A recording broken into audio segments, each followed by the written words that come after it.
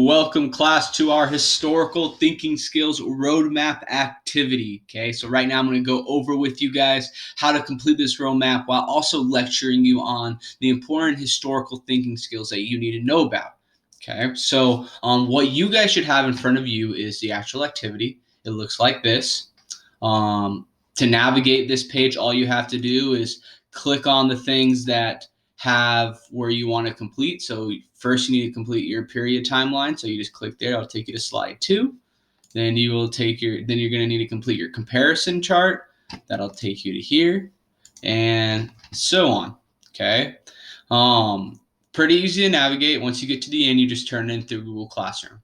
So now that we understand how to complete this by filling in all the boxes and all that, let's describe what is periodization and what are the historical thinking skills. So, periodization. What is periodization? Periodization is when historians categorize named blocks of time based on broad patterns or themes that unify each chunk of time or a specific time period. These time periods are broken up basically from what we call turning points, okay, or a major event that caused something to change or continue.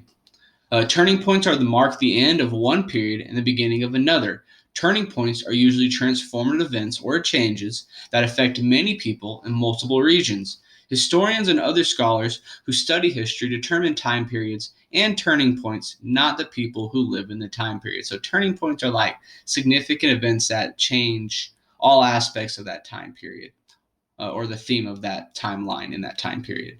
That time period in the timeline. You guys get it. Anyhow, you're going to make your own timeline with its own separate periods in it. Okay. The final product is going to look something like this.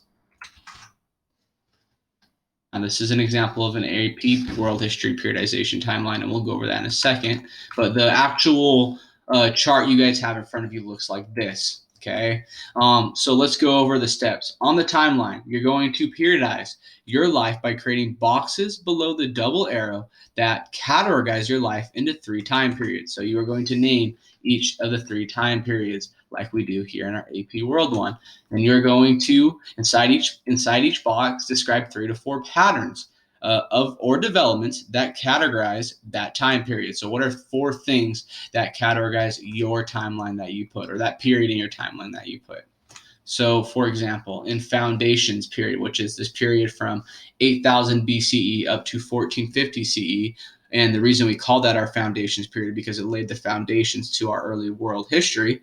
We saw the development of land-based empires and influential governing techniques. We saw the development of influential cultural traditions. We saw the development of influential trans-regional exchange networks, and we saw the integration of Afro-Eurasia. Okay. Now I challenge you guys to pause this video right now and read the rest of these periodizations in our AP World, because you're going to need to know these for your AP test, and if you're taking an AP class, you're going to want to pass that AP test. Step 3 says title each box summarizing your period explanation. Step 4 then says to paste, include a drawing or a symbol or a picture that represents that time period. For your AP World one, you see they have like a boat for the early modern era because that was time of trade, of discovery. So that's just an example of that period. Then after that, step 5 says below each time period, describe one significant event from that time period that was transformative and or important to you. So what was like a turning point or a transformative event in that time period? And you are going to write that at the bottom. You're going to write that here. You're going to describe that event at the bottom. It's not in this timeline. It's only going to be in yours. Okay. 6, you're going to title your timeline with your first and last name. Example, Michael Shepard. So let's look at an example of one. So here's the outline, and here's Mr. Gonzalez's. I'm not going to explain Mr. Gonzalez's because he did it, so I'm just going to explain mine.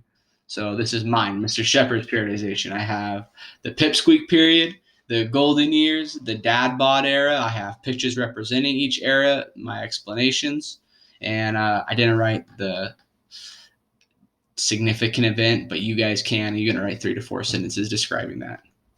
Let's move on to the historical thinking skills on your activity. All right, let's look at our first historical thinking skill, comparison. The ability to find similarities and differences between two specific topics. So, an example of this would be something like student A would be saying, I went to Six Flags for my birthday with my friends, or student B might say, I went to Disneyland with my family for the first time. Now, how are these statements similar and how are they different? Okay, well, they're similar because they're both going to different amusement parks. One's going to Six Flags and the other one's going to Disneyland. They're different by the company they're with, right? So, the friends and family, two different groups of people, right? So they're both similar and different, just like most things in this world. There's some similarities and differences. So what you guys are going to do now is go to this page on your timeline, press pause in this video, and fill these out. So the first question is, what are two differences between periods in your timeline? So I would be saying, what are two differences between my pipsqueak period and my golden years period? Two different things about my life. What are two similarities between periods in your timeline? I could do the same periods, I could do different ones. And then the third question, what are two differences between your timeline and my timeline? So your timeline and my timeline, compare them. Next historical thinking skill is causation. Causation is the ability to find cause and effects in an event or historical process.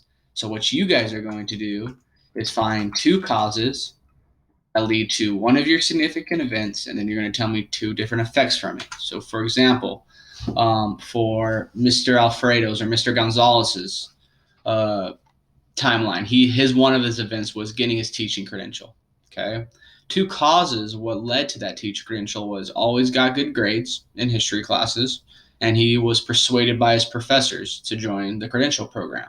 And that caused him to join and get his credential. Now, two effects of him getting his credential is that he made a lot of money and he became a lot smarter.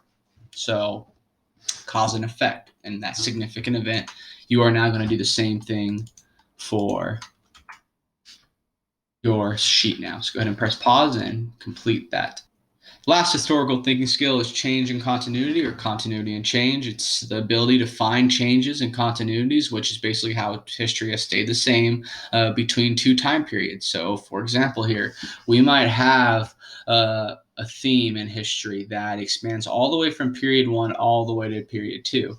But at some point, during this theme in history, a new ideas emerged, and that is what we call the change. And what we call it stays the same is the continuity.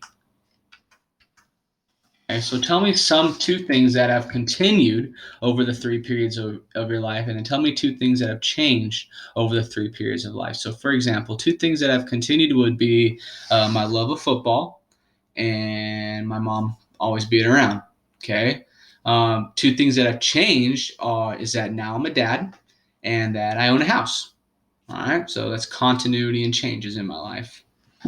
Good luck on your assignment. Turn it in through Google Classroom as soon as you're done.